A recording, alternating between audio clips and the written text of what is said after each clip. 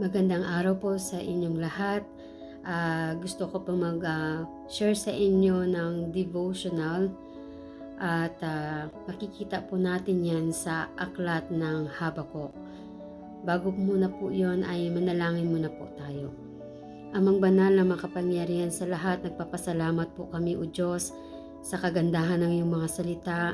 Tulungan niyo po kami, Panginoon, na ibigin ang iyong mga salita ng higit kaysa anumang bagay po dito sa lupa, at ito yung maging aming kayamanan sa araw-araw. Maraming salamat po o Diyos, bigyan niyo po kami ng kaunawaan. Sa pangalan ni Jesus na aming tagapagligtas. Amen. Ang aklat ng Habakuk ay hanggang chapter 3 lang, at bago po ito ay nagtapos ay nagbigay ang propeta Habakuk sa atin ng encouragement na kung paano siya nagtiwala sa Panginoon. Basahin ko po sa verse 16 hanggang 19. Aking narinig at ang aking mga katawan ay nanginig. Ang aking mga labi ay nangatal sa tinig. Kabulokay pumapasok sa aking mga buto at ako'y nanginginig sa aking dako, sapagkat ako'y kailangang magtiis sa kaarawan ng kabagabagan, sa pagsampa ng bayan na lumulusob sa atin, sapagkat bagaman ang puno ng igos ay hindi namumulaklak, ni magkakaroon man ng bunga sa mga puno ng ubas, ang bunga ng ulibo ay maglilikat at ang mga bukid ay hindi magbibigay ng pagkain. Ang kawan ay mahiwalay sa kulungan at hindi na magkakaroon ng bakahan sa mga silungan. Gayunmay magagalak ako sa Panginoon. Ako'y magagalak sa Diyos ng aking kaligtasan. Si Jehovah na Panginoon, siyang aking lakas, at ginawa niya ang aking mga paa na gaya ng sa mga usa, at ako'y palalakarin niya sa aking mga mataas na dako. Sa atin bilang mga tao, madali lang sa atin na magpasalamat, maghaleluya sa Panginoon sa tuwing nakakaranas tayo ng kasaganahan, malusog ang ating pangangatawan, matiwasay yung lahat, mapayapa yung lahat. Pero sinasabi sa atin ay propeta Habakuk na paano kung mabaliktad yung sitwasyon, paano kung kahit yung katawan mo ay may problema, nandoon yung kabagabagan. Sabi niya, paano kung ang igos ay hindi na siya mamulaklak? Paano na rin kung ang puno ng ubas ay hindi na magbunga?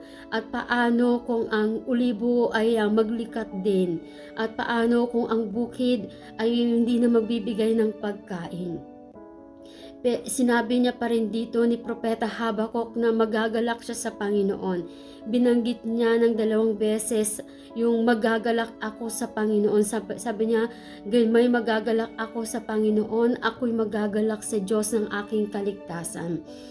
Gusto ni Propeta Habakuk na i-encourage tayong lahat bilang mga tagasunod ni Jesucristo, tagasunod ng Panginoon, mga lingkod ng Panginoon, na kung magkaroon man ng baliktad na sitwasyon na kahit yung katawan natin, minsan may nakakaranas tayo ng sakit, at minsan may nangyayari na kakulangan sa atin sa araw-araw na pangangailangan, at minsan nandun yung gutom, mga pangangailangan sa buhay.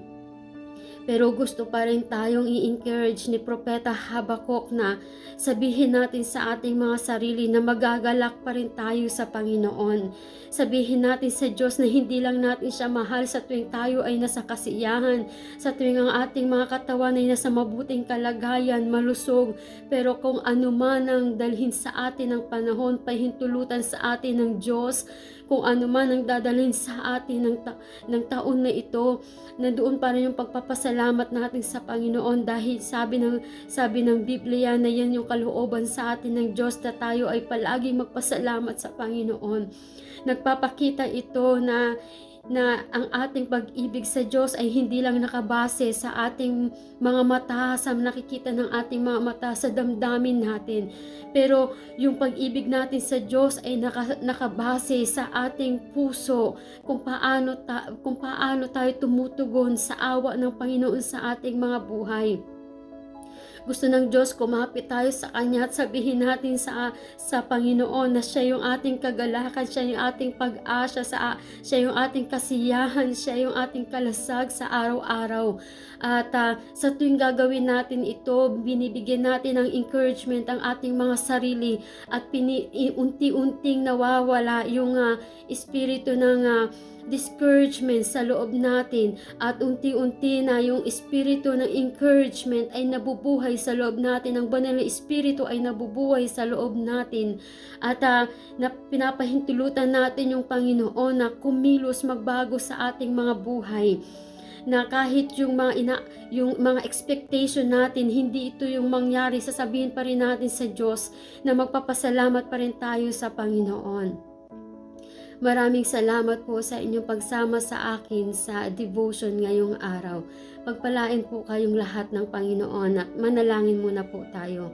Amang banal na makapangyarihan sa lahat, nagpapasalamat po kami, O Diyos, sa kapangyarihan ng iyong mga salita na bumubuhay sa aming mga kaluluwa, Panginoon, na nagbibigay ng lakas ng loob sa amin, O Diyos, na makakayanan namin ang bawat araw na darating sa amin dahil Ikaw yung kaalalay namin, Ikaw yung kasama po namin, Panginoon, Ikaw yung nagsisilbi naming tungkod, O Diyos. Maraming salamat sa awat biyaya niyo po sa amin. Salamat sa lahat-lahat ng tulong niyo po at pagtuturo sa aming lahat. Ikaw po ang aming inaasahan at wala na pong iba, O Diyos. Sa pangalan po ni Jesus na aming tagapagligtas. Amen.